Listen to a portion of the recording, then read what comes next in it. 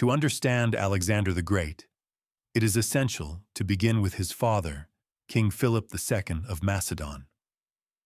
Long before Alexander launched his famous campaigns, Philip transformed Macedon from a fractured and vulnerable kingdom into the dominant military power of the Greek world. Philip ruled for more than 20 years and laid the foundations that made Alexander's later conquests possible. He reformed the Macedonian army, introduced new tactics, and created a professional fighting force capable of defeating long-established Greek city-states. The famous Macedonian phalanx, combined with disciplined cavalry, changed warfare in the ancient world. Philip did not rely on military reform alone. He also used diplomacy and marriage as tools of statecraft, and this is only the beginning. If you enjoy thoughtful history, stay with this channel and subscribe. Like many rulers of his time, Philip practiced polygamy not primarily for personal reasons, but as a political strategy. Each marriage strengthened alliances, secured borders, or neutralized former enemies. During his reign, Philip married several women from powerful neighboring regions. One of his early marriages was to Audata, the daughter of an Illyrian ruler, following Macedon's victory over Illyrian forces. This union helped stabilize Macedon's northern frontier. Another important marriage was to Olympias of Epirus, daughter of the Molossian royal house.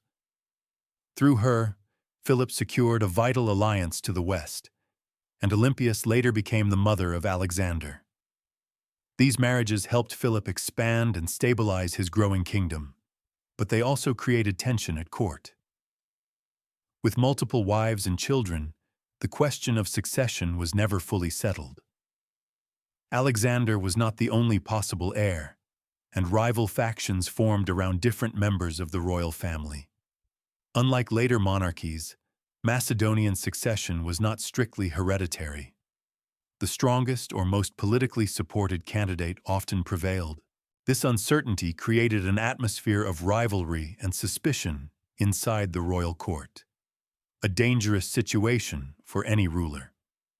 Despite later tensions at court, ancient sources such as Arrian and Plutarch make it clear that Alexander was formally recognized as Philip's heir. Philip publicly entrusted him with important military responsibilities, including command at Chaeronea, and at times left him as regent in Macedon while he was away. These were not symbolic gestures. In the Macedonian world, military leadership and public visibility were key signs of legitimacy. Philip did not hide Alexander from power. He actively prepared him for it. This matters because it challenges the idea that Alexander's position was weak by default. His status was not fragile in principle, but politically vulnerable, shaped by court rivalries rather than formal exclusion. Modern discussions sometimes focus heavily on Philip's private life, particularly claims about same-sex relationships.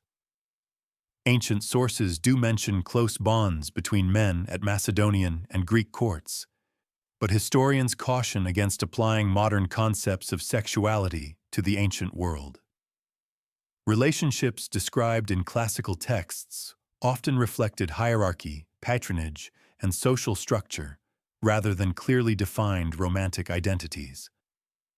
One figure frequently mentioned in ancient accounts is Pausanias, a member of Philip's court.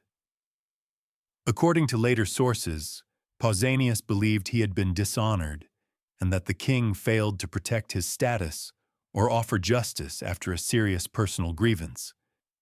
These accounts are complex, biased, and written long after the events themselves, and historians continue to debate their reliability. In 336 BC, during a public celebration in the ancient capital of Aegae, Philip II was assassinated. Ancient authors such as Plutarch and indirectly Aristotle show that royal assassinations were not rare in the ancient world.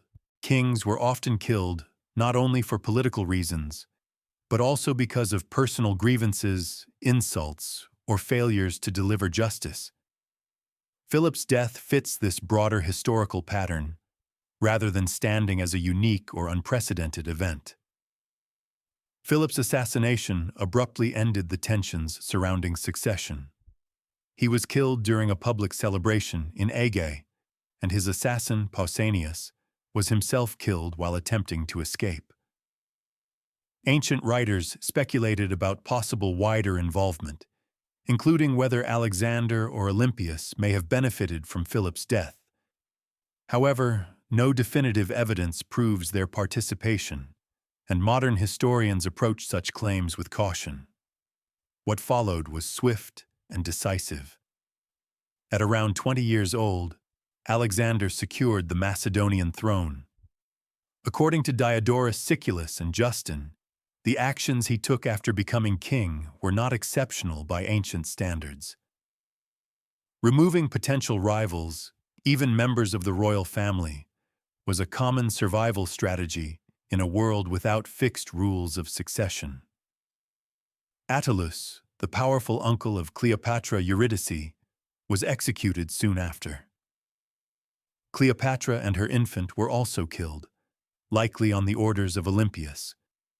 While these actions appear brutal by modern standards, similar measures were taken by nearly every Hellenistic ruler who followed.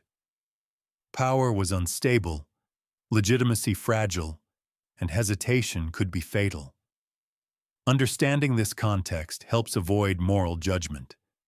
These actions were not expressions of personal cruelty alone, but mechanisms of political survival in a ruthless system, a pattern that would continue throughout the Hellenistic world after Alexander's death. Before becoming king, Alexander had already proven himself on the battlefield. At just 18 years old, he played a decisive role at the Battle of Chaeronea in 338 BC, leading the companion cavalry against Athens and Thebes. This victory confirmed Macedon's dominance over mainland Greece and marked Alexander as a rising military leader. Ancient authors often contrast Philip and Alexander not only in politics, but also in character. Philip was known for his many marriages and alliances, which were closely tied to diplomacy. Alexander, by contrast, is frequently described by writers such as Arrian, Plutarch, and Arrian as more restrained in his personal life. That does not mean Alexander avoided relationships altogether. Like many rulers of his era, he married for political reasons, forming alliances beyond the Greek world. His marriage to Roxana of Bactria and later unions with Persian royal women reflected his strategy of integrating conquered elites into his empire. Ancient sources also describe close personal bonds between Alexander and men within his inner circle, including Hephaestion and the Persian court figure Bagoas.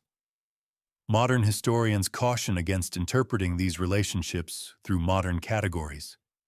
Ancient texts emphasize loyalty, companionship, and status, and scholars continue to debate their precise nature.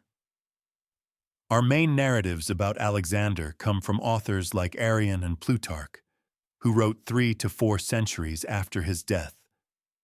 They relied on earlier sources that were often sympathetic to Alexander or shaped by admiration. As a result, even the so-called official version of his life already contains elements of myth-making and literary construction.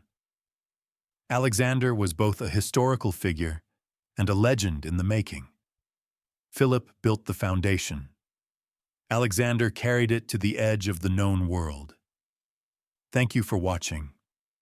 If you value history told carefully and accurately, consider staying with this channel and subscribing.